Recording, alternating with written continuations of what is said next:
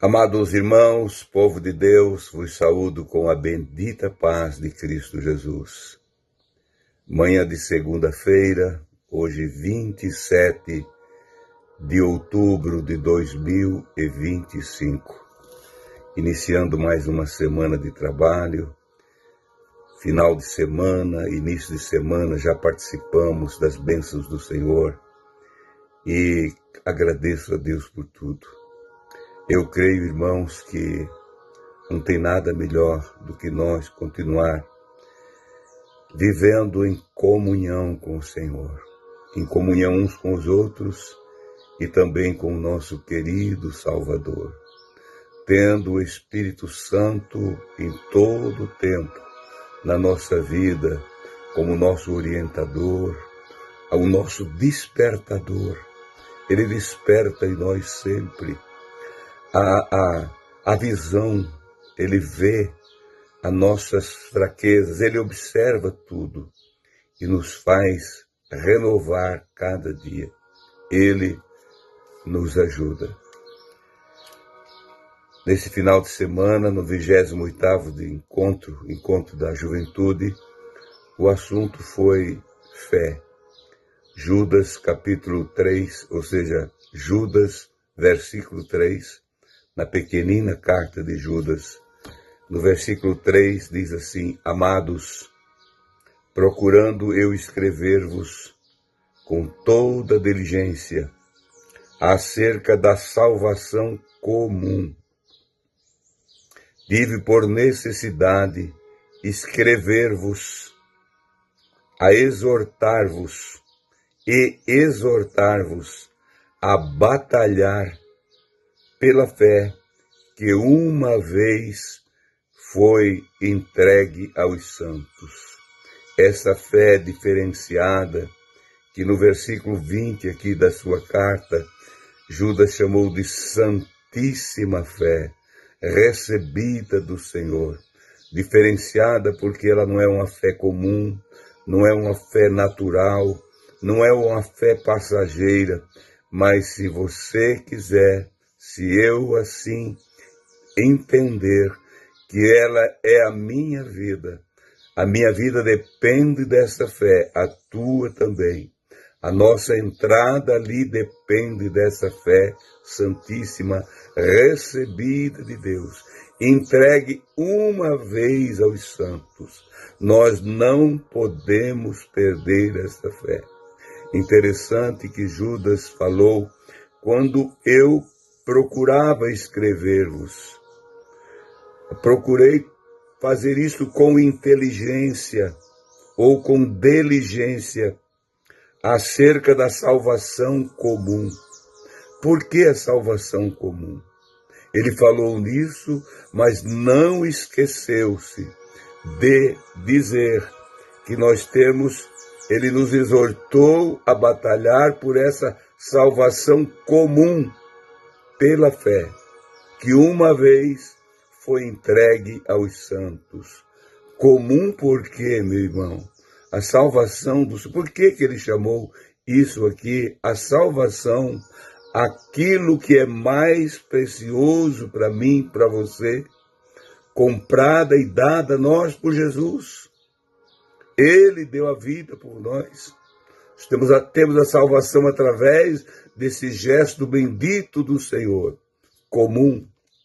O apóstolo Paulo, escrevendo aos Efésios, no capítulo número 4, a gente entende por que é comum. Por que é comum a salvação? Quando você quer ir num lugar e pede informação, alguém diz assim, só tem um caminho para ir para lá. Se você tomar essa rua ou essa estrada, vai direto lá, não tem errada, é esse caminho. Você vai por ele e vai chegar lá. Assim é o caminho do céu. Só tem um caminho. Se você entrar por ele, você não erra. A não ser que o pecado te ataque e você queira sair do caminho. Mas pelo contrário, se a tua intenção, se você está ligado lá, se a santíssima fé está em ti, você tem essa confiança, tu vais chegar no teu destino com certeza. Só tem um caminho. E você sabe quem é o caminho. O apóstolo Paulo, falando aos Efésios, eu não tenho como ler toda a escritura por causa do tempo. Ele diz no capítulo 4 da carta aos Efésios, versículo de número 5 a seguir. Um só Senhor, uma só fé, um só batismo, um só Deus e Pai de todos, o qual é sobre todos, e por todos e em todos vós. Vou reler esse versículo. Um só Deus e Pai de todos, o qual é sobre todos e por todos e em todos vós. É comum, não tem outro. É Ele, é comum. A salvação. Versículo de número 7 diz: mas a graça foi dada a cada um de nós, segundo a medida de Cristo. Cada um de nós recebeu a sua porção dele. Ele é o provedor. Hoje nós ouvimos, vemos também muita confusão por causa do caminho. Quantos caminhos diferentes os homens estão apontando para o céu. Quantas divisões. Parece que um está numa banda, outro está no outro. Um vem lá para o outro caminho, está indo para o sul, outro para o norte. É uma confusão, é uma guerra se generalizando através das denominações, através de doutrinas inventadas. Cada liderança, cada grupo quer o seu jeito de fazer. E quando há só um caminho, diz a palavra, e vou repetir o versículo 4. Um só Senhor, uma só fé e um só batismo, aquele batismo bíblico. Só um. É o caminho santo. Você não vai lá num batismo para tomar banho no rio, não. Você vai para como uma prova viva de dizer para todos que estão vendo: eu morri para este mundo, estou nascendo para Cristo.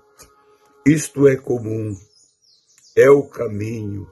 Jesus passou por esse processo do batismo para nos dar exemplo, para cumprir com a justiça de Deus. Como é que nós, irmãos, vamos viver nesse meio, se não for sob a direção exclusiva do Espírito Santo? Nós vamos errar o caminho. Mas se o Espírito Santo estiver no comando, ele vai dizer: este é o caminho, anda por ele, não te desvie para a esquerda e nem à direita, porque só tem um jeito, é simples, é comum a salvação, só tem este caminho. Só tem um Deus, só tem um batismo, só tem um céu, só tem uma porta, só tem um que morreu por nós, só tem um corpo, que também está escrito lá em Efésios, só tem um corpo da igreja, só tem um Deus, só tem um Espírito. O que é que nós queremos? Isto é indiscutível, meu irmão e minha irmã. Olha para ti mesmo e para o Senhor, te atenha ao caminho. Isaías, o profeta, no capítulo de número 35, ele falou sobre o caminho, dizendo assim no versículo de número 8, do capítulo 35 do profeta Isaías: e ali haverá um caminho, e se chamará Caminho Santo. O imundo não passará por ele. Mas escute agora. Mas será para aqueles, os caminhantes. Mas será para aqueles, os caminhantes. Até mesmo os loucos não errarão. O imundo não passará por ele. Quem não passou pelo processo do arrependimento, da conversão em Cristo Jesus, não passa por esse caminho. Mas até os loucos, com pouco juízo, mas tem aquele momento que ele entendeu o caminho. Ele não vai errar, porque só tem um caminho. Você já entrou pelo caminho, permaneça no caminho, não saia do caminho, faça de tudo, meu irmão, para não falar contra o caminho, para não achar tropeço no caminho. Jesus não é tropeço para ninguém, não, ele é um caminho santo, o imundo não passa por ele, mas pode passar pela transformação e entrar no caminho e continuar caminhando até o fim. O Senhor veio para salvar e para remir, para transformar o perdido, para dar vida e vida eterna. Aceite a proposta e comece a andar pelo caminho. Deus abençoe meu irmão e minha irmã. E até amanhã, na santa paz de Cristo Jesus.